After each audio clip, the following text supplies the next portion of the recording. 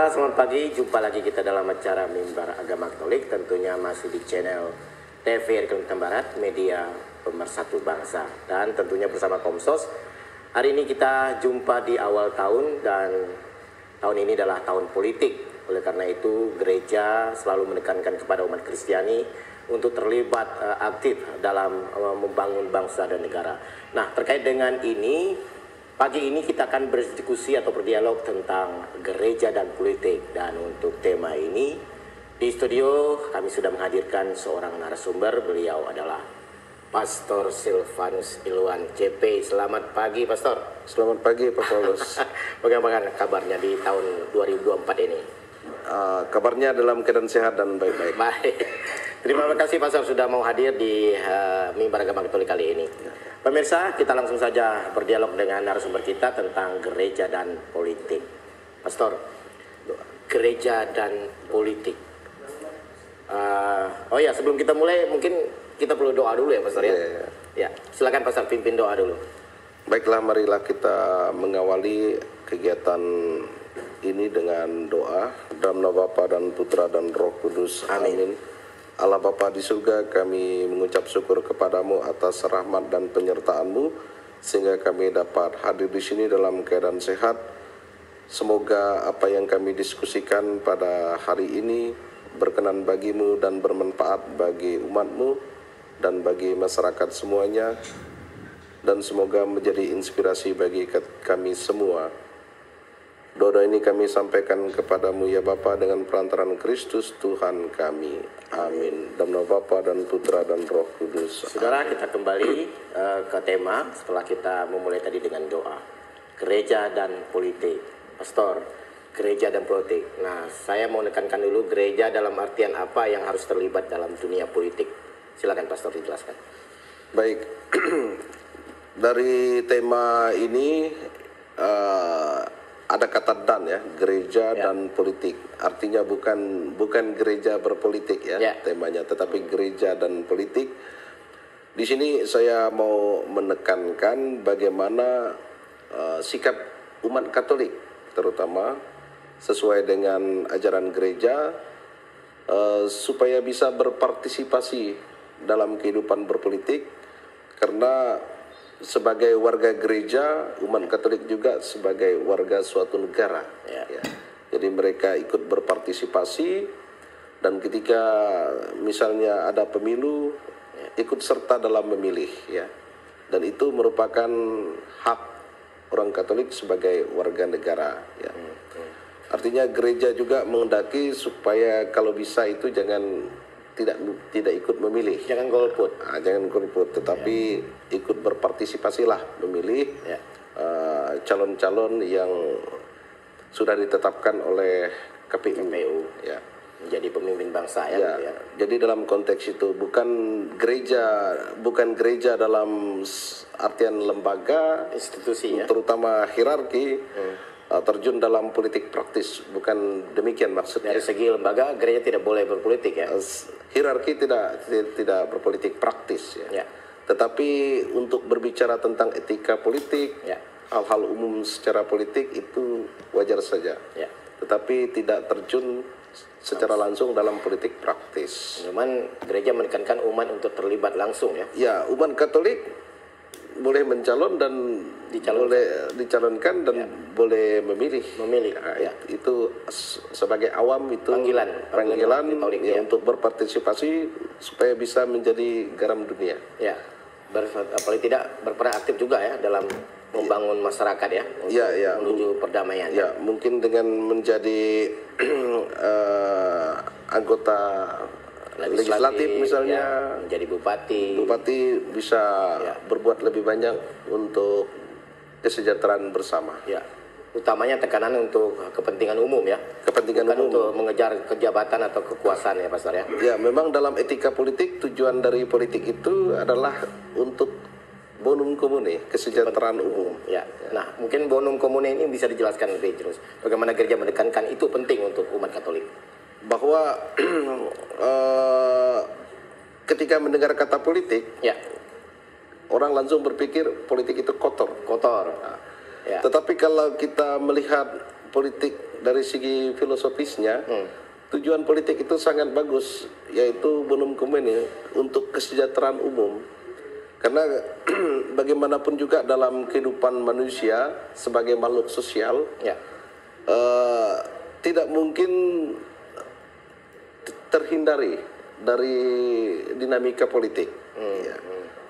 Bahkan di dalam keluarga, misalnya ada kepala keluarga, ada ibu rumah tangga, ada anak-anak, artinya ada pemimpin. Jadi ada juga dinamika itu sebetulnya. Ya. Apalagi ketika kita terjun ke tengah masyarakat, ya, hidup dalam suatu lingkungan, dan kita juga tinggal di dunia sebagai warga suatu negara. Tentu saja tidak mungkin terhindari dari dinamika politik itu. Secara tersurat dalam Alkitab memang tidak tertulis ya bagaimana umat Katolik harus berpolitik, tetapi secara tersirat bagaimana kita lihat kisah-kisah perjalanan Yesus ketika dulu itu penuh dengan ya zaman-zaman kerajaan Romawi, Herodes segala macam itu tentu ada bernuansa politis. Nah, bagaimana ini bisa dijelaskan sebenarnya dari awal memang hidup gereja itu sudah memang ada unsur politik di situ. Jadi memang kalau kita membaca kisah Yesus ya. Dalam Injil, kita melihat bahwa Yesus pun hidup dalam suatu dinamika politik. Ketika dia lahir, orang tuanya yaitu Yusuf dan Maria juga mengikuti kebijakan Kaisar Agustus pada saat itu untuk mengikuti sensus penduduk. Bukankah itu suatu dinamika politik, kebijakan politik? Dan orang tua Yesus waktu itu ikut sensus penduduk sehingga sampai akhirnya sempat menginap di Bethlehem kan, dan di situ akhirnya Maria melahirkan Yesus. Istilah waktu itu cacah jiwa ya. Cacah jiwa. Kemudian kalau kita juga membaca kisah akhir perjalanan hidup Yesus di dunia, pengadilan yang dilaksanakan itu juga penuh dinamika politik. Ada kepentingan-kepentingan yang saling bentrok di situ antara kepentingan Romawi, kepentingan imam-imam Yahudi pada saat itu. Jadi kita tidak melihat dinamika politik itu sesuatu yang terpisah. Bagaimanapun juga Yesus juga hidup dalam situasi-situasi politik dan peristiwa-peristiwa politik tertentu. Nah, agar langkah tidak salah dalam mengartikan bahwa kita memang harus berpolitik, tidak mengejar kekuasaan atau jabatan, sebagai umat Katolik yang harus berperan aktif dalam membangun bangsa, ada beberapa ajaran sosial, Pastor, seperti apa itu, Pacem in Terris ya, yang menegaskan bahwa bagaimana umat Katolik harus juga berperan aktif dalam berpolitik. Nah, supaya tidak salah langkah, bagaimana mestinya kita sebagai umat Katolik dalam memasuki dunia politik itu sendiri? Ajaran sosial gereja tentu inspirasi utamanya itu kitab suci, peristiwa Yesus itu sendiri. Nah, kita melihat bagaimana sikap Yesus dalam dinamika politik itu ketika dia diberikan uang yang ada gambar kaisar. Dia juga mengatakan bahwa berikanlah kepada kaisar apa yang menjadi hak kaisar dan kepada Allah apa yang menjadi hak Allah. Kemudian dalam perjanjian baru, dalam Injil itu juga kita melihat bahwa Yesus juga ikut membayar pajak kepada negara ya. Di situ Yesus memberi contoh bahwa walaupun kita sebagai warga kerajaan Allah ya, warga gereja, tetapi kita juga melihat bahwa penguasa, apalagi penguasa yang baik, penguasa yang benar, penguasa yang patut dicontoh, ya kita patuh gitu kan. Karena apa? Ketika tidak ada etika politik atau ketika politik itu tidak ada sama sekali, kehidupan umat manusia juga menjadi kacau. Karena bagaimanapun juga politik itu bagian dari perjalanan peradaban manusia. ketika dulunya manusia barbar, tidak ada aturan, tidak ada penataan, ya. Karena kita melihat bahwa arti kata politik itu sendiri dari filsuf Yunani, ya, politia, yang artinya tata kota. Jadi bagaimana kehidupan kota itu mau ditata, diatur sehingga masyarakatnya itu bisa mengalami keadilan dan kesejahteraan bersama. Jadi bayangkan kalau tidak ada sistem-sistem politik yang mengatur hidup manusia, lalu manusia hidup tanpa aturan, itu lebih parah lagi. Ya. Seperti hukum rimba saja yang berlaku. Ya, hukum rimba, dan siapa yang kuat itu yang yang menang, ya. Nah, itu mungkin perdamaian dan kesejahteraan umum tidak akan tercapai, ya, Pastor. Ya. Nah, mencapai itu kan melalui sarana politik barangkali. Ya. Sehingga gereja selalu menghimbau kepada umat untuk tidak terlalu antipati terhadap politik itu sendiri. Nah, Pastor, gimana melihat ini? Kita mau melihat politik itu secara jujur, ya. Ya. Jadi politik itu seperti dua sisi mata uang. Ya. Sisi pertama itu idealis, berbicara tentang idealis. Salah satu misalnya tujuan dari politik itu apa? Itu untuk kesejahteraan umum, kan. Jadi di situ ada target-target yang mau dicapai seperti keadilan, kebenaran, kebaikan bersama, dan lain-lain, ya. Jadi di situ kita berbicara tentang nilai-nilai, berbicara tentang keutamaan, berbicara tentang karakter-karakter yang idealis, ya. Termasuk juga tujuan-tujuan, visi-misi yang tujuannya semua itu untuk kebaikan bersama, kemakmuran bersama, ya. Itu salah satu sisi. Tapi di sisi lain, di sisi sebelahnya itu, ketika kita berbicara tentang politik, di situ ada serang menyerang, ada kompetisi, ada permainan-permainan, ada intrik-intrik, hal-hal praktis, ya, yang membuat banyak orang lalu berpikir sangat negatif tentang politik. Maka politik yang beradab itu adalah politik yang beretika. Jadi manusia berkompetisi secara fair, secara jujur, secara baik, ya. Ada aturan yang mengaturnya, dan setelah, karena kita menggunakan sistem demokrasi, ya, setelah pemilihan itu selesai, dia bukan lagi menjadi pemimpin untuk golongannya saja atau kelompoknya saja, ya, tetapi dia menjadi pemimpin bagi semua orang. Ya. Nah. Dan tidak ada dendam politik. Mestinya harusnya demikian. Kembali menjadi bersatu, ya, dalam satu negara. Ya. Nah, tadi Pastor sudah menyinggung tentang intrik-intrik. Nah, sekarang kan lagi seru-serunya ini, intrik-intrik ini. Nah, bagaimana mestinya gereja menekankan kepada umat Katolik untuk bagaimana menyikapi intrik-intrik yang terjadi sekarang saat ini menjelang Pilpres nanti yang akan berlangsung pada tanggal 14 Februari 2024. Nah, Pastor, bagaimana melihat ini? Baik.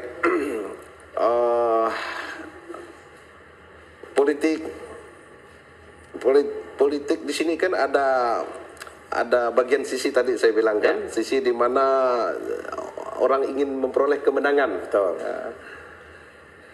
Dan di situ ada kampanye, kan, dan ada dinamika yang kadang-kadang sangat keras, ya, di mana orang memang berjuang supaya memperoleh kemenangan, ya. Dengan harapan setelah dia menang, dia dapat melaksanakan tugas-tugas dari negara, kan. Yang perlu saya ingatkan kepada orang Katolik yaitu harus mampu menyaring informasi-informasi yang beredar, ya.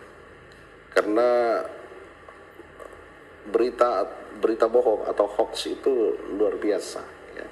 Jadi memang kita perlu memfilterkan informasi-informasi itu supaya kita itu tidak tenggelam atau terbawa emosi oleh hoax yang menyebar, ya. Jadi memang ada panggilan dalam diri orang Katolik untuk tidak lelah dan tidak berhenti untuk mencari kebenaran, ya. Jadi kadang-kadang kita mendapat suatu informasi, kita tidak langsung mengkaji, tetapi langsung menelan bulat-bulat informasi itu, informasi yang diterima, dan itu sangat berbahaya, ya. Karena bagaimanapun juga kalau kita menelan dan memakai berita hoax itu tadi, akhirnya kita bisa salah dalam menentukan sikap politik. Tapi bukan berarti kita tidak harus antisipasi ya, antipati ya terhadap politik itu. Ya, saya justru mengharapkan umat Katolik itu jangan antipati terhadap politik. Ya. Karena kita sudah sampaikan tadi di awal bahwa tujuan dari politik itu untuk kesejahteraan umum. Ya. Baik Pastor, dialog ini akan kita lanjutkan setelah pesan-pesan berikut itu. Pemirsa jangan kemana-mana, tetap di TVRI Kalimantan Barat, media pemersatu bangsa. Kita akan kembali setelah yang satu ini.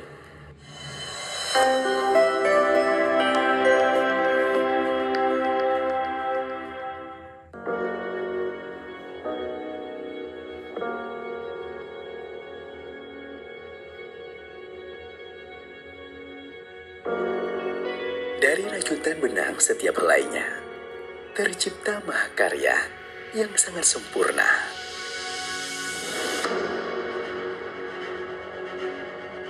Melestarikan kain tradisional Nusantara.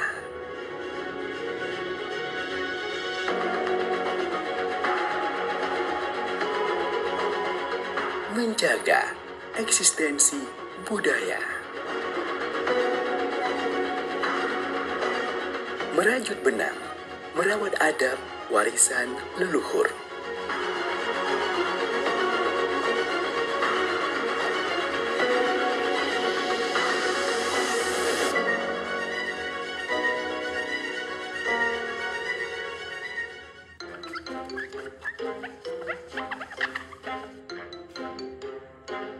Sayang, kita jadi pergi kan? Terserah. Ya udah, siap-siap dulu ya.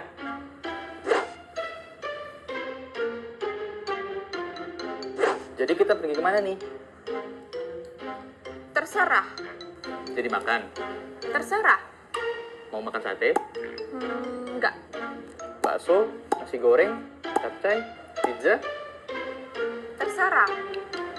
Main HP mulu? Ngapain sih? Udah mau pergi juga. Ini loh, lihat berita pemilu yang lagi hangat. Kayak hubungan kita. Emangnya nggak mau pilih? Paling kalau ditanya, kamu nyoblos nggak? Terserah. Pilih siapa? Terserah. No. Kalau untuk pemilu, ya ada kata terserah. Makanya aku suka lihat berita untuk cari info seputar pemilu di sosmed. Tapi kita juga harus cermat dan bijak. Jangan sampai kemakan hoax. Iya betul. Daripada kemakan hoax, ini makan sate aja yuk. Yuk.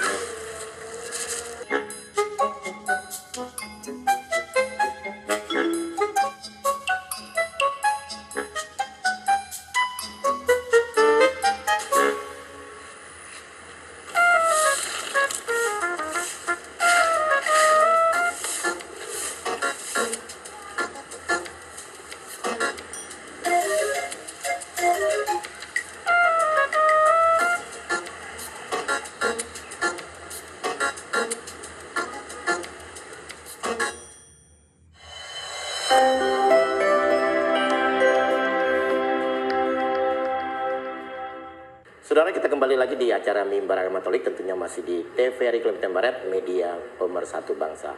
Kita kembali ke narasumber. Pastor, masih saya ingin menekankan bagaimana sikap hierarki sendiri terhadap umat Katolik yang berperan langsung dalam atau terjun langsung dalam dunia politik. Baik, kita sudah tahu secara bersama dalam ajaran Gereja Katolik sebagai lembaga hierarki itu kan tidak berpolitik praktis ya. Jadi Gereja Katolik itu tidak menggunakan mimbar dan altar untuk berpolitik praktis.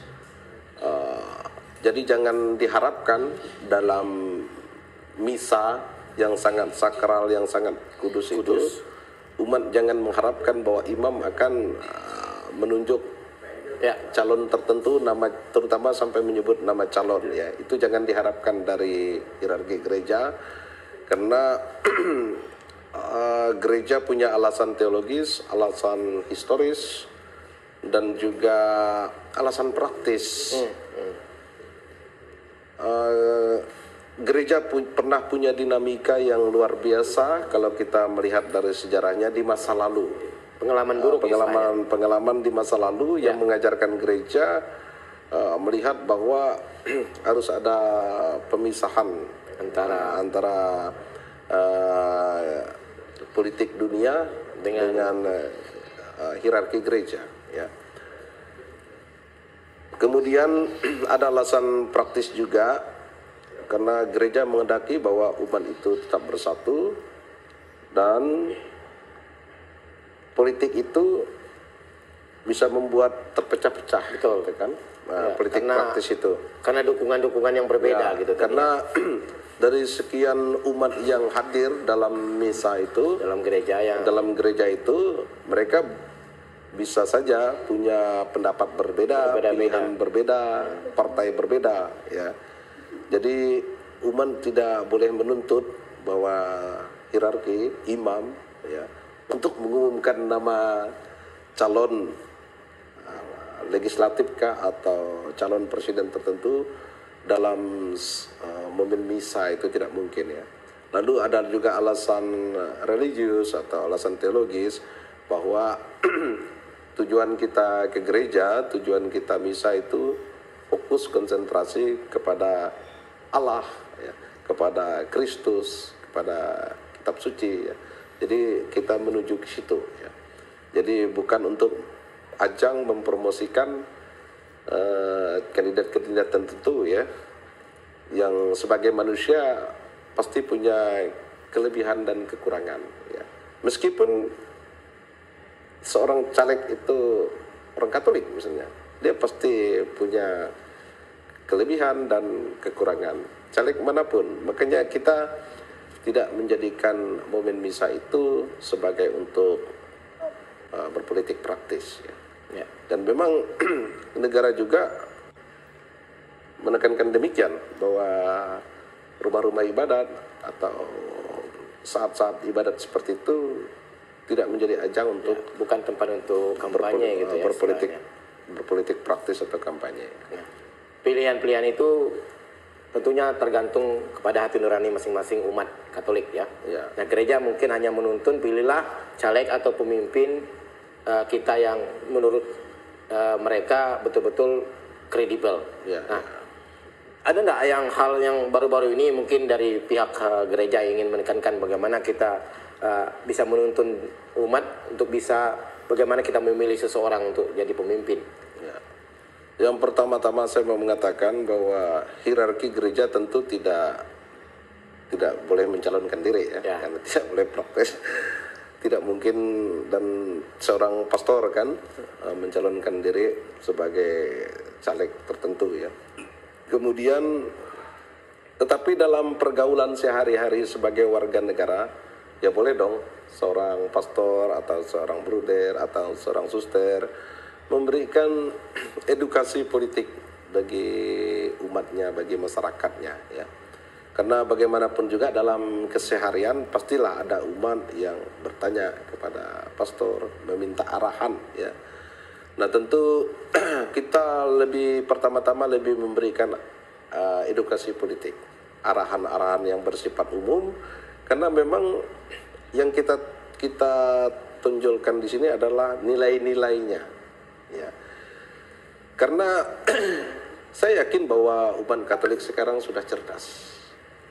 Jadi mereka sudah tahu, sudah pahamlah siapa yang layak, pantas, bermanfaat untuk dipilih, ya.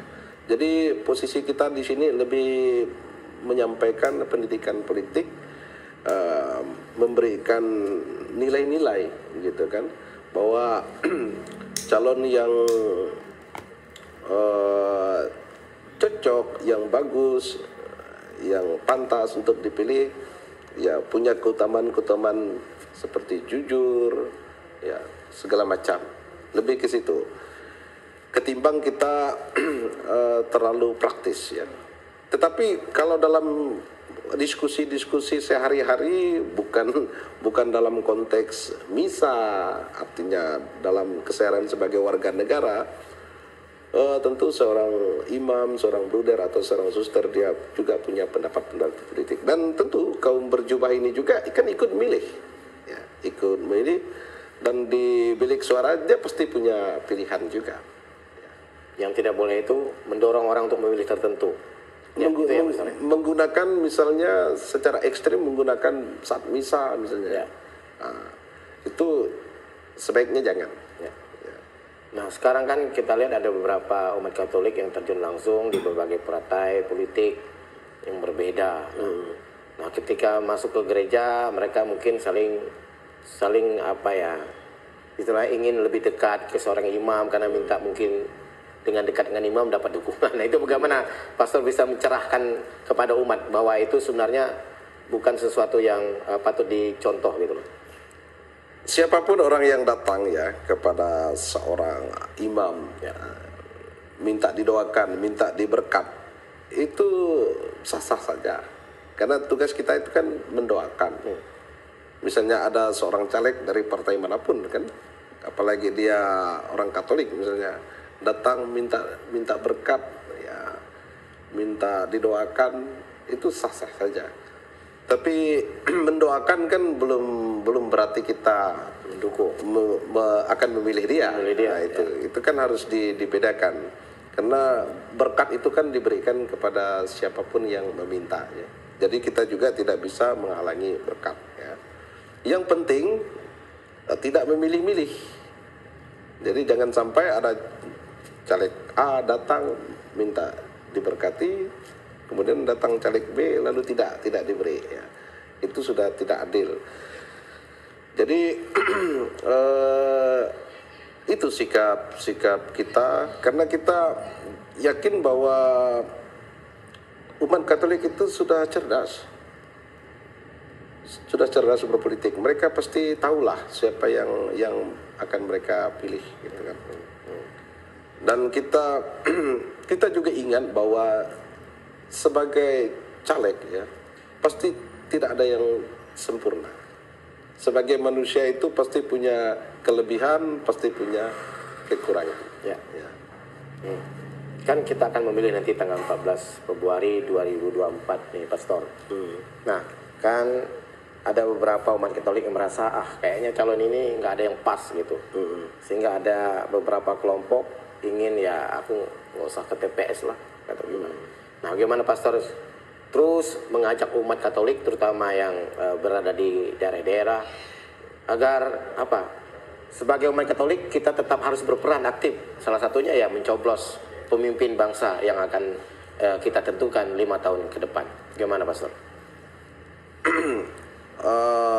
Sebagai warga negara yang dengan sistem demokrasi ya, jadi sangat rugi kalau ada warga negara tidak menggunakan hak politiknya.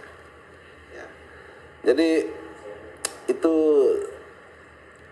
perlu penjelasan terus-menerus bahwa kita sudah punya hak pilih dan kita harus menggunakannya.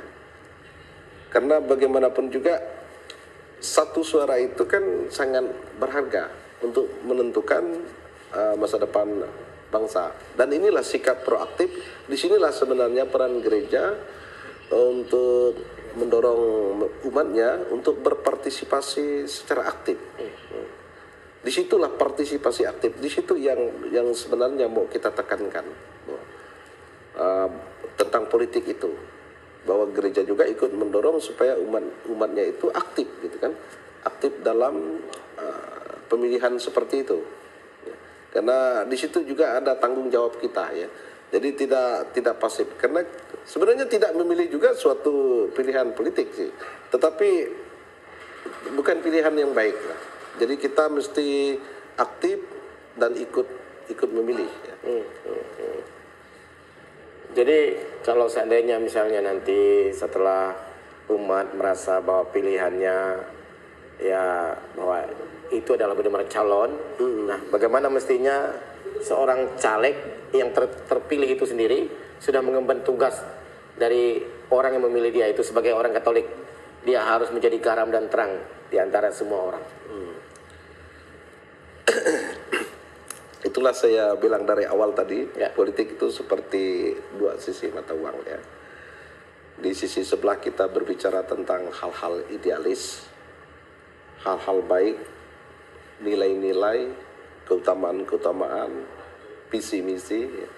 Tetapi di sisi lain, di situ ada kompetisi, ingin menang, ada kampanye dan segala macam. Ya. Maka ketika orang terpilih, ya dia ingin apa visi misinya. Karena kan itu yang dijanjikan kepada publik. Apa janji-janji politiknya. Tapi mungkin dalam dunia nyata ya. Kadang-kadang lalu lupa dengan apa karena banyak seorang sumbang-sumbang dari umat Katolik sendiri. Memilih orang Katolik itu juga kadang-kadang dia sendiri juga tidak memenuhi janji politiknya begitu loh. Ini bagaimana kita mengingatkan para caleg-caleg, terutama yang iman Katolik itu bisa menjadi sesuatu garam dan terang di tengah semua orang yang memilih dia gitu. Ya memang waktu orang merumuskan visi misinya itu, apakah dia paham atau tidak bahwa apa yang dirumuskan dalam visi misi itu dapat tercapai atau tidak dalam 5 tahun itu kan. Kalau orang merumuskan janji-janji politiknya asal-asalan yang penting dia menang, ketika dia jadi, disitulah dia tidak bisa melaksanakan.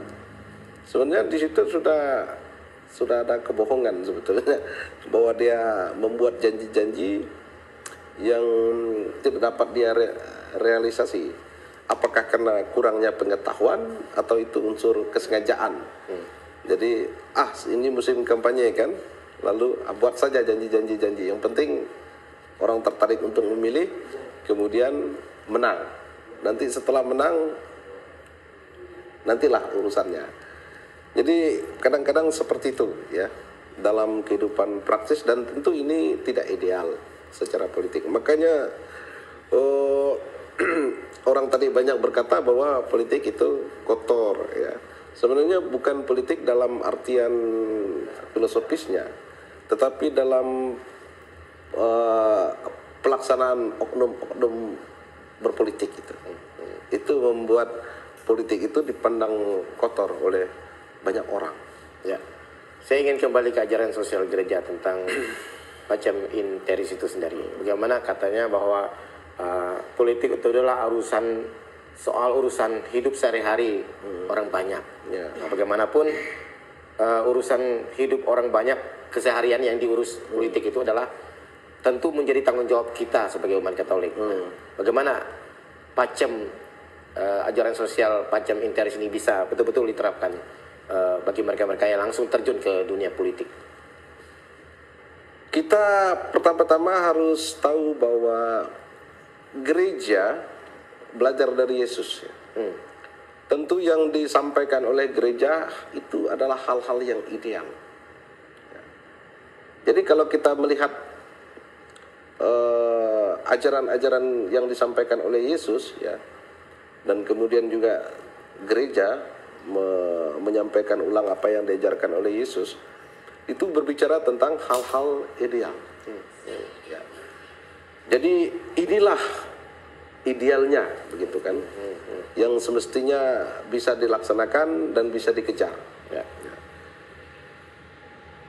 Juga kalau coba Pak, misalnya kita lihat bagaimana Yesus mengajarkan sesuatu kan, jadi dia bukan mengajarkan sesuatu itu separuh-separuh. Baik, bukan mengajar sesuatu separuh-separuh. Ya. Pastor, dialog ini akan kita lanjutkan setelah pesan-pesan berikut ini. Pemirsa, jangan kemana-mana, kita akan kembali setelah pesan-pesan berikut ini.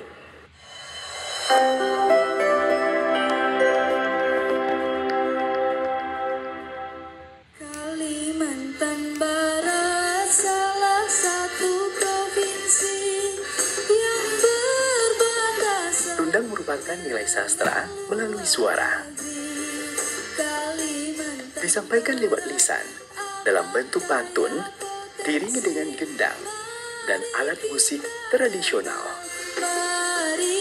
Pantun diiramakan menjadi lirik syair sesuai dengan keadaan ataupun suasana di sekitarnya sebagai cermin kehidupan, negeri, dan rakyatnya. Yang berbudaya dengan budaya. Tundang sebagai ragam bahasa dan ragam budaya. Kita jaga kesenian tradisional, jangan hilang di telan zaman. Kearifan zaman berharga.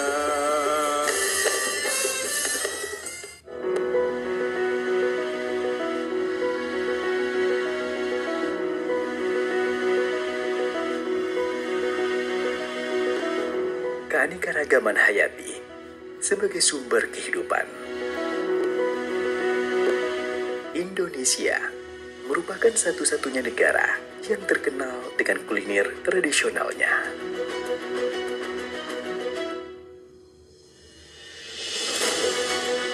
Kuliner tradisional menjadi warisan budaya. Cita rasa masakan khas Indonesia tersaji hingga sekarang. Ciri khas kuliner yang menggoda dan menggugah selera. Kuliner tradisional menjadi kebanggaan bangsa kita.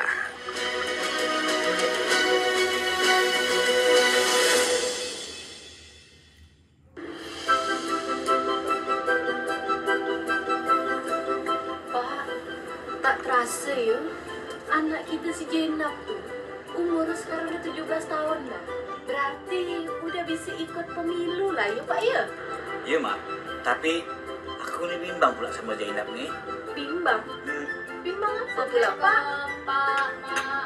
Waalaikumsalam. Ya Allah, dah balik dah anak emak. Aku buka kau macam itu apa? Itulah, Jenab tuh tadi kena macet. Terus Jenab ngeliat banyak baliho caleg. Bingung Jenab Mak. Jenab mau golput ya lah 2024. Ini aku takut tadi Mak. Ini Nap, kau nih udah 17 tahun ya. Jangan golput, ingat ya. Udah saatnya milih. Jangan sampai nak milih. Rugi. Betul, Nak, kata Bapak. Makanya kita tuh harus menggunakan hak suara kita. Karena suara kita nih menentukan masa depan bangsa. Nah, yalah kalau gitu Jenab tak golput di pemilu 2024. Mari kita sukseskan pemilu 2024.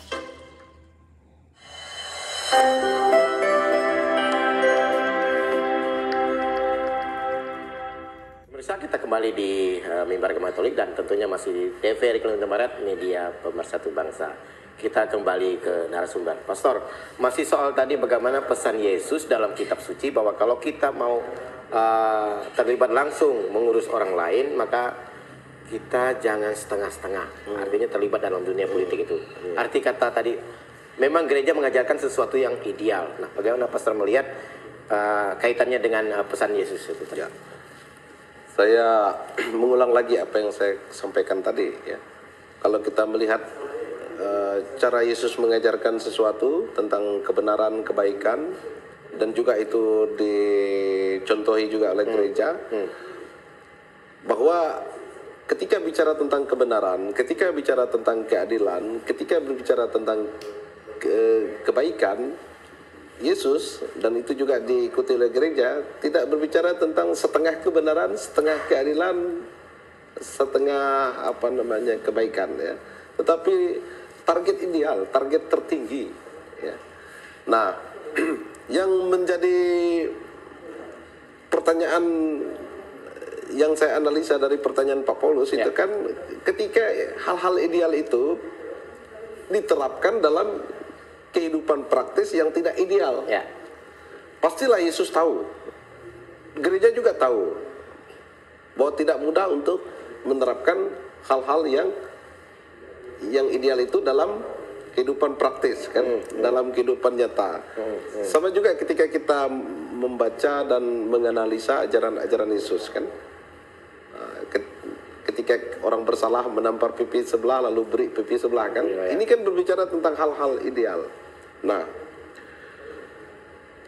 gereja demikian juga ketika merumuskan tentang etika politik, misalnya kan, bagaimana sikap gereja terhadap politik. Pasti dia rumuskan itu adalah nilai-nilai yang ideal, yang menjadi target bersama. Ini mau mengatakan bahwa baik Yesus maupun gereja tentunya tidak mau kompromi dengan kejahatan. Jadi kita tidak berkompromi dengan kejahatan. Kita harus mencapai target tertinggi. Kita harus mengejar target tertinggi. Kita melangkah ke sana sekuat tenaga dengan segala daya upaya. Ya. Mampu atau tidak mampu, inilah kiblat yang mau kita kejar. Nah, begitu maksudnya Pak Poli. Ya, tadi Pastor bilang tidak kompromi dengan hal-hal yang mungkin mengarah kepada sesuatu yang tidak baik untuk kepentingan umum. Nah, politik itu kadang-kadang kan juga kompromi, Pastor. Bagaimana mestinya seorang umat Katolik yang terlibat di situ dalam dunia partai segala macam, yang masuk dalam kompromi itu sendiri, bagaimana Pastor mestinya kita menggarami orang gitu? Itulah sebabnya bahwa gereja itu tidak mengajarkan setengah-setengah, tetapi menyampaikan hal-hal yang bersifat ideal, hal-hal tertinggi, nilai-nilai yang mau dikejar, yang mau ditarget, supaya terus-menerus menjadi ingatan bagi orang-orang Katolik ketika dia terjun ke dunia politik. Ya. Jangan sampai dia tertarik ke bawah, kemudian terbenam. Ya. Tapi ketika dia mengingat hal-hal ideal, ajaran-ajaran yang ideal itu tadi, dia walaupun dia susah payah, tetapi itu seperti tali dari atas yang terus-menerus menarik dia ke atas. Nah, sehingga dia tidak jahat-jahat amat begitu kan. Jadi tetap bisa ya ditarik lurus gitu ya. Tetap ada sesuatu yang menarik dia kepada kebenaran yang tinggi, kebaikan yang tinggi, keindahan yang tinggi. Ya. Jadi walaupun dia kesulitan, walaupun dia terkena lumpur ya karena situasi praktis di mana dia bertugas, tetapi ajaran-ajaran itu kan menjadi peringatan, menjadi warning dan menjadi magnet untuk menarik dia terus-menerus ke atas supaya dia tidak terus-menerus terbenam di bawah ya.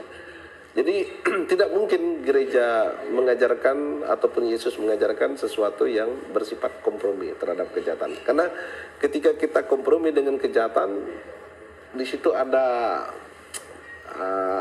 jual beli kejahatan di situ. Ya. Sehingga apa yang menjadi target ideal tadi misalnya hilang, musnah ya. Sehingga banyak janji-janji misalnya politik tidak bisa tercapai. Ya, ajaran-ajaran seperti itu kan seperti orang yang walaupun badannya terpercik lumpur dan segala macam, tetapi matanya tetap tertuju kepada apa yang mau dicapai dan dia berjuang dengan segala daya upaya untuk berjalan ke arah itu. Nah, dalam hari-hari kurang lebih dari 1 bulan ini, sebentar lagi kita akan menghadapi Pilpres 14 Februari 2024. Nah, sebagai artinya yang menggembalakan umat lah, bagaimana Pastor melihat selama ini pandangan-pandangan umat tentang kondisi yang akan mendatang ini terhadap Pilpres itu sendiri, Pastor? Ya. Ketika saya melihat dinamika politik itu dan juga berkomunikasi juga dengan umat apa segala macam, politik sekarang kan di zaman modern ini jauh lebih kompleks dan saya melihat bahwa peran media itu luar biasa untuk mencerahkan sebenarnya peran media itu luar biasa. Dan sekarang ini orang bisa mencari berita, informasi dari internet, terutama YouTube, medsos, dan seperti TikTok ada untung ada rugi juga TikTok itu kan. Di satu sisi dia bisa memviralkan sesuatu secara singkat dan orang tidak letih untuk menonton begitu lama ya. Mungkin orang sekarang saking sibuknya jadi tidak punya waktu banyak ya. Serba instan ya. Ya, instan. Tetapi ada bahaya juga bahwa itu kan potongan-potongan pendek ya. Sehingga kadang-kadang bisa saja itu menyesatkan informasi. Ya, kadang-kadang informasi yang disampaikan itu tidak lengkap. Tidak menyeluruh. Karena itu potongan-potongan pendek ya. Tetapi itu yang sekarang ini mudah viral ya. Jadi memang teknologi itu dipakai juga untuk ajang politik ya. Orang menggunakan grup-grup WhatsApp juga ya. Nah, jadi hal-hal seperti itu mewarnai dinamika politik yang luar biasa.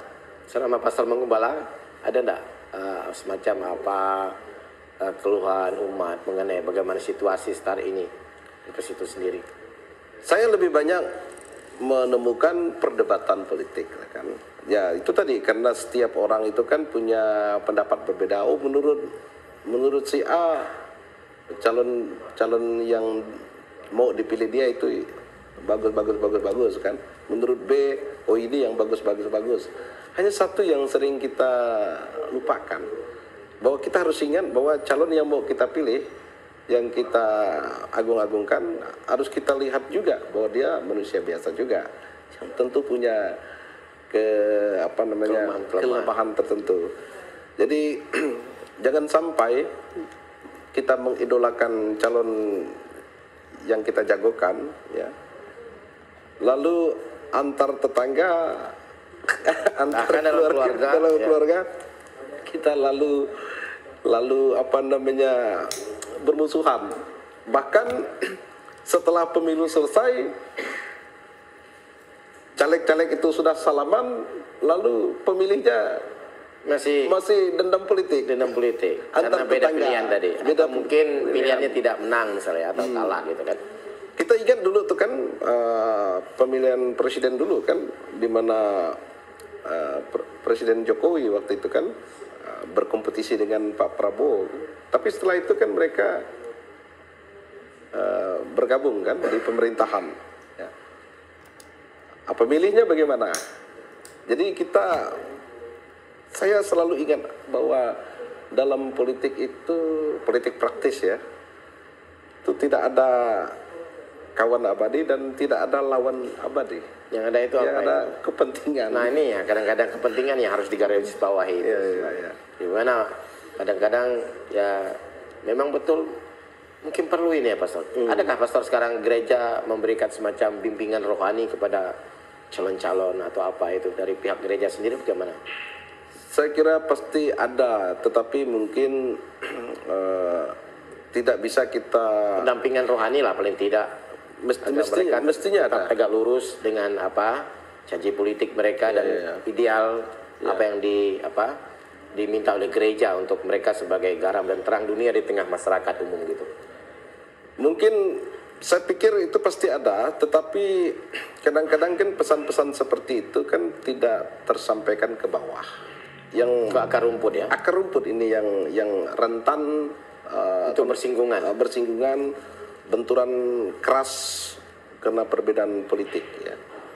Jadi memang di sini saya sebenarnya mengendaki bahwa terutama kami ya, para pastor, tokoh-tokoh agama itu dalam situasi seperti ini menjadi payung atau menjadi penengah yang bisa memberikan kesejukan di tengah situasi politik yang semakin panas ini, semakin keras, semakin panas ya. Karena apa?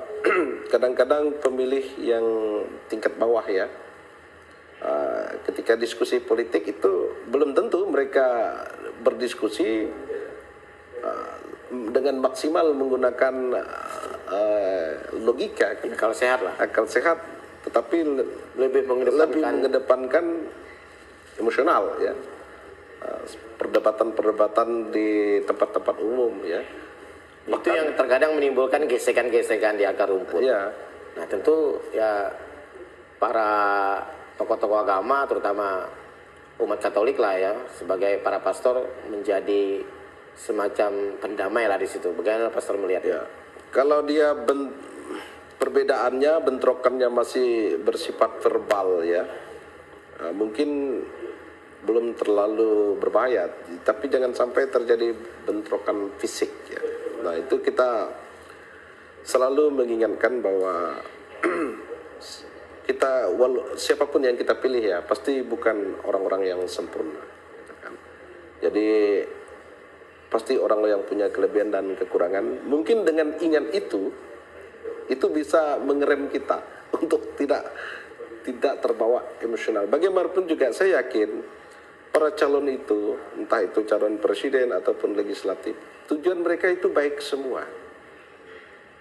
Coba baca visi misi mereka, tujuannya baik semua, mengarah kepada kesejahteraan umum. Kepentingan umum lah. Kepentingan umum. Cuma kan seperti yang katakan tadi dalam politik praktis tadi, sebelum menjadi pelaku untuk melaksanakan kesejahteraan umum, kan perlu menang dulu. Perlu menang dulu, ini yang membuat orang kadang-kadang ya agak bergeser dari nilai-nilai kebaikan lah artinya. Ya. Karena tadi tujuannya dia itu mau menang itu tadi ya, pastor ya. Akhirnya politik bukan lagi sebagai alat untuk mencapai kesejahteraan umum, tetapi menjadi alat sekedar untuk meraih kekuasaan. Ya. Nah, ketika kekuasaan itu menjadi tujuan utama politik, itu gagal secara etika. Ya. Padahal kekuasaan juga sebenarnya alat juga, bukan tujuan, alat juga seharusnya untuk mencapai tujuan yang utama, yaitu kesejahteraan umum. Nah, tapi ketika dia berhenti pada kekuasaan, lalu kekuasaan itu tidak dipakai untuk kesejahteraan umum, tetapi untuk kepentingan pribadi atau kelompok-kelompoknya. Jadi keadilan itu tidak merata. Nah, dalam momen-momen di gereja misalnya, mungkinkah seorang pastor memberikan pencerahan untuk itu berkaitan dengan politik itu sendiri? Tetapi tujuannya adalah untuk agar ideal apa yang ingin dicapai itu bisa diperoleh gitu, pastor. Kalau saat misa berlangsung itu kesulitan, karena ya pertama karena memang seorang pastor khotbah itu kan pasti berdasarkan tema Injil atau bacaan kitab suci yang dibacakan pada hari itu. Itu untuk gereja Katolik ya. Jadi boleh-boleh saja. Itu yang pertama. Bukan mengarahkan, tetapi memberikan pencerahan berkaitan dengan pilihan politik. Bagaimana memilih orang. Tetapi itu tadi ada keterbatasan waktu. Ada keterbatasan, baik. Khotbah itu kan paling 15 menit kan, dan itu misalnya tetap berdasarkan tema Injil. Baik. Kemudian pengumuman untuk gereja juga kan sudah ditulis sebelumnya. Baik, pastor, kita sudah di penghujung acara. Mungkin ada statement terakhir dari pastor berkaitan dengan Pilpres 2024 nanti yang akan berlangsung tanggal 14 Februari 2024. Silakan pastor, singkat saja. Saya mengharapkan bahwa umat Katolik ya pada tanggal 14 Februari 2024 datanglah ke TPS dan pilihlah calon Anda sesuai dengan hati nurani. Ya. Itu saja harapan saya. Oke, baik pastor. Terima kasih sudah hadir di studio pagi hari ini menemani saya dalam acara Mimbar Agama Katolik. Pemirsa, kita akan jumpa lagi di lain kesempatan. Semoga apa yang kita diskusikan pagi ini bermanfaat bagi kita semua.